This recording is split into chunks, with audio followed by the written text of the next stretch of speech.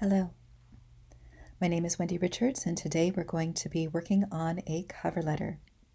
The first thing I want you to do is to get a blank page open and take the heading from your resume and bring it over to the top of this page. While you're doing that, I'll tell you a little bit about cover letters. Cover letters are one of the most underutilized marketing tools that you have in your application toolkit. Although a resume is absolutely the standard, cover letters offer a little bit of something different. A resume is a quick glance document that the average employer spends only 6 seconds on. They are looking for if you meet the requirements. A cover letter gives you an opportunity to say a little bit more about who you are and how you and your skills fit the company and the job that they're offering. What I'm going to teach you how to do is to make this formal document. You're going to avoid using the words I and my, and this particular template I'm going to show you is based on somebody who is graduating college. So they haven't necessarily been out in the world for very long. There's a lot of different ways to do this, but it is structured. So hopefully you all have your headings. Now remember, your heading is sort of your branding, and you want to keep that consistent along all of your application materials. This is where you get to be a little bit artistic, but still want to be easy to read and have all the contact information there for the employer. So if things get misplaced, they know who it is when they pick it up.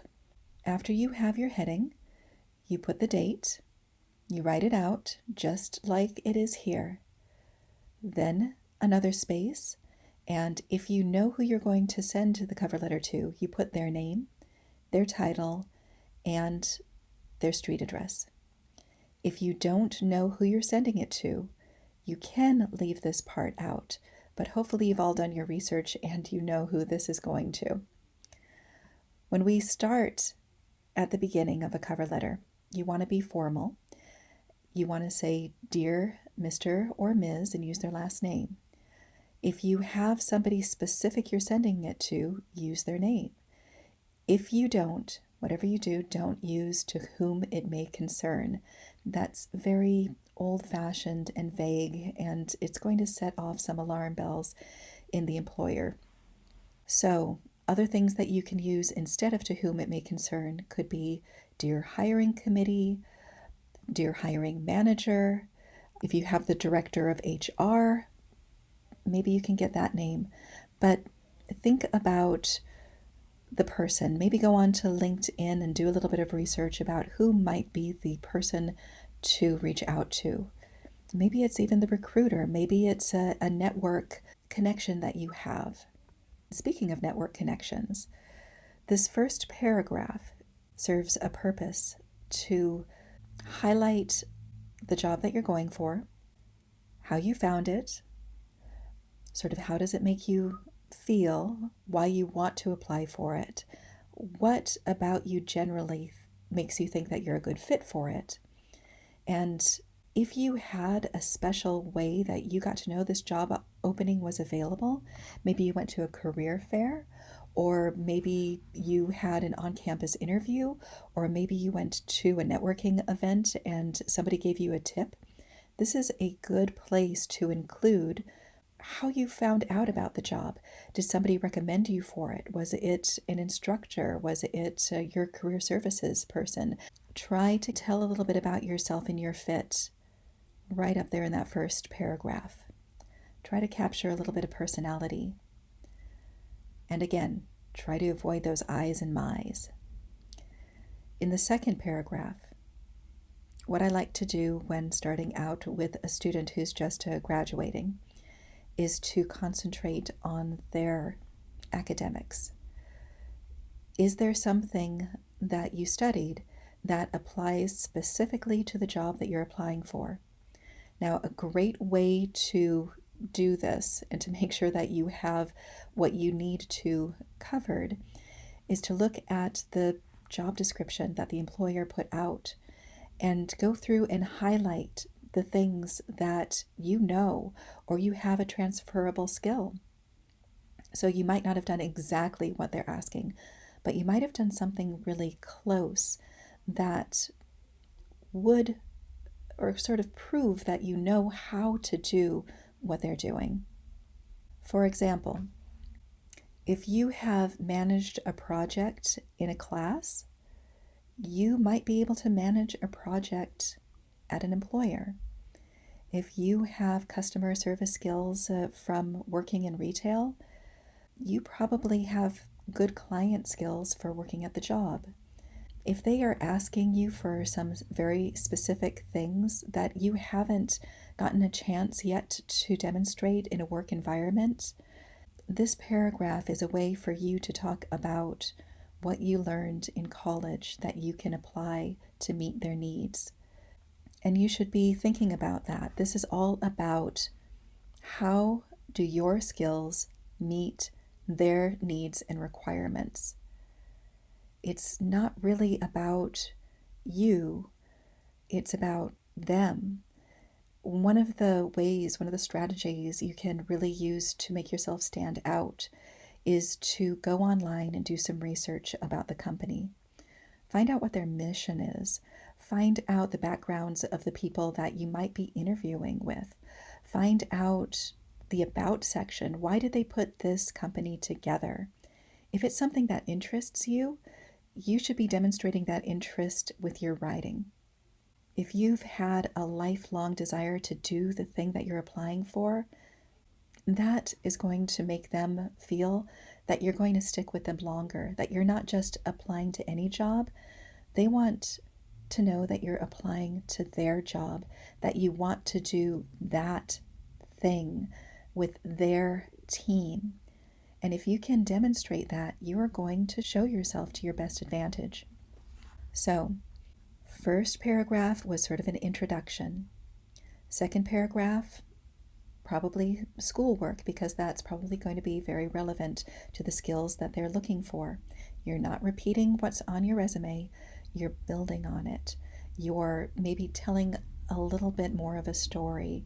You're giving examples of where you utilized the skills that they're looking for, talking about projects, teamwork, maybe your internship. Then down below in the third paragraph, you're going to be applying any work experience you have. Now, even if it's not 100% relevant, again, we're looking for ways of showing transferable skills. How are you going to bring over the work that you've done, maybe at a fast food restaurant, maybe in retail? Actually, there's a lot of different things we could bring over. But how are you going to apply it to their needs? Are you going to talk about the fast-paced environment that you worked in, overcoming challenges, building your team, training new employees? Are those things that the employer is looking for? Maybe you want to talk about how you communicated professionally with clients. Maybe you want to talk about how you diffused stressful situations. Those are a little bit more of the soft skills, but a lot of companies right now, they're looking for a good combination of those transferable skills, but don't forget about those soft skills. So we're again painting a little bit more of a picture of who you are here, and then we get to the end. The final paragraph is about sort of pulling it all together.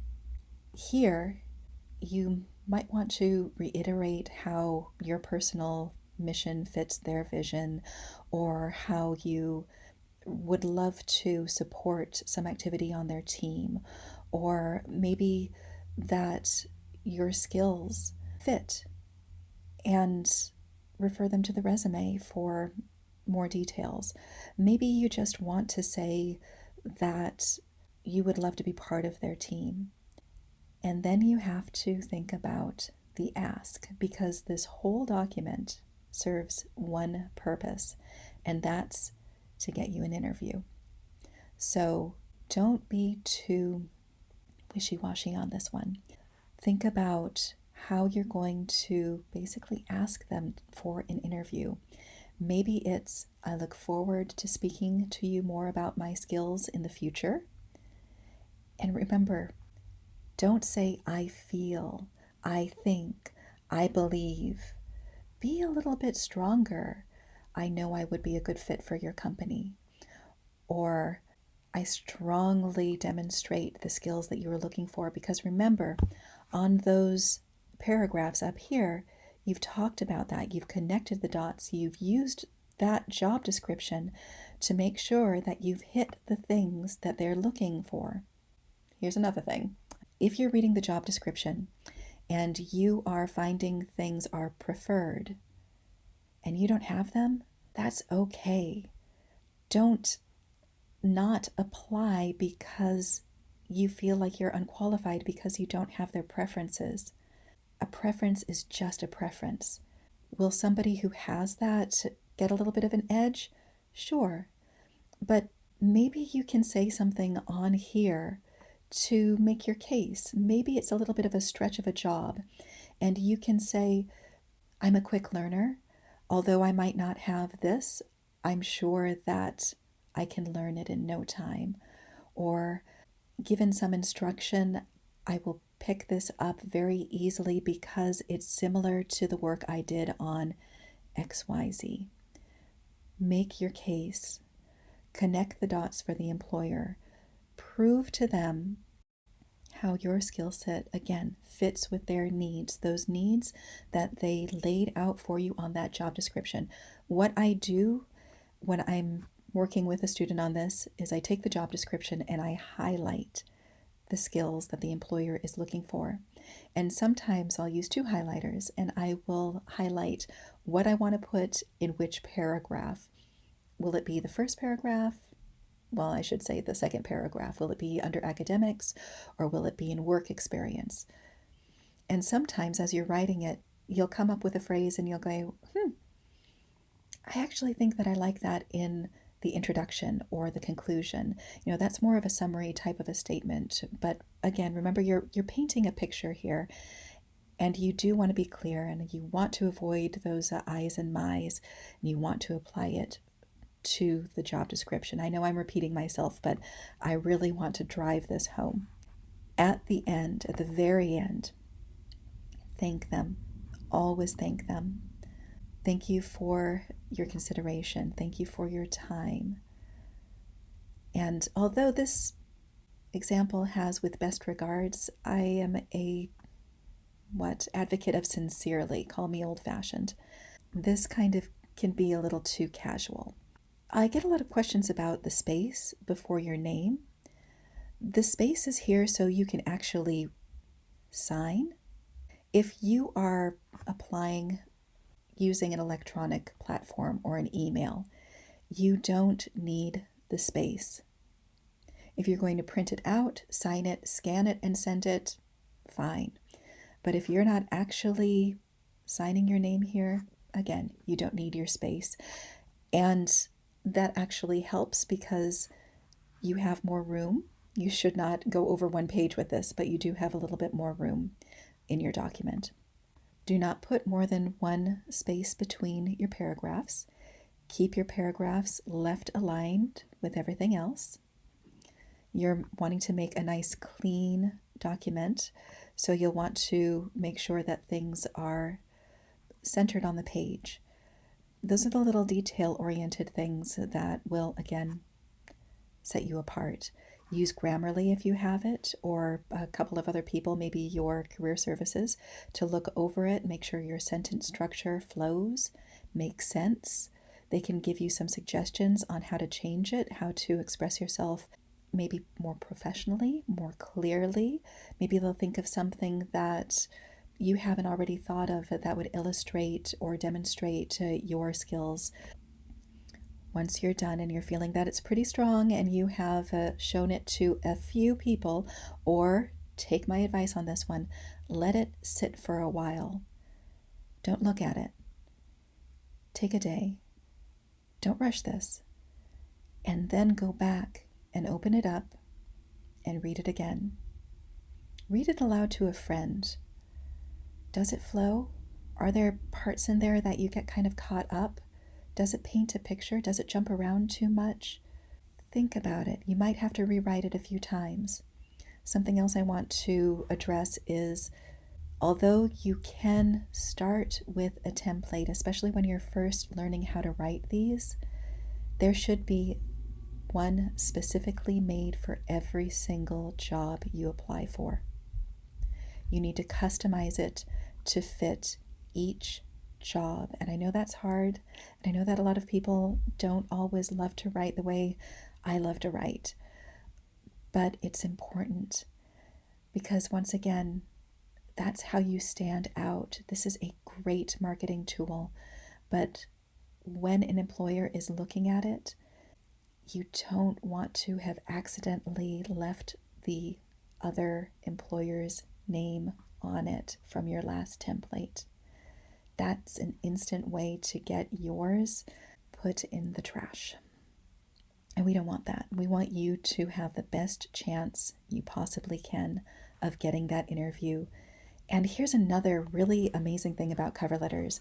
If you go through and you do all of this that I'm talking about, you will have already prepared yourself pretty well for that interview, because again, you will have thought very strategically about how your skills, your experiences fit what they are looking for. And that's going to impress them. You're going to have done your research. You're going to know about them. You're going to be able to answer questions like, why do you want to work for our company? How do your skills fit our needs? What do you bring to this job that other people don't? Sort of like a pre-interview. Trust me, you'll feel more confident after you've written this going into an interview when you do get invited for one. If you need help on this, use your career services. At Thomas College, they are a lifelong benefit. If you're an alumni and you've never had to write a cover letter because it's never been required and you don't know where to start, call us. We'll help you out. We love to do this stuff. We love to help, and we love it when you're successful. All right, everybody. I hope this was helpful. Again, reach out, ask questions. Anything I can do to help, I will. Thank you very much for your time.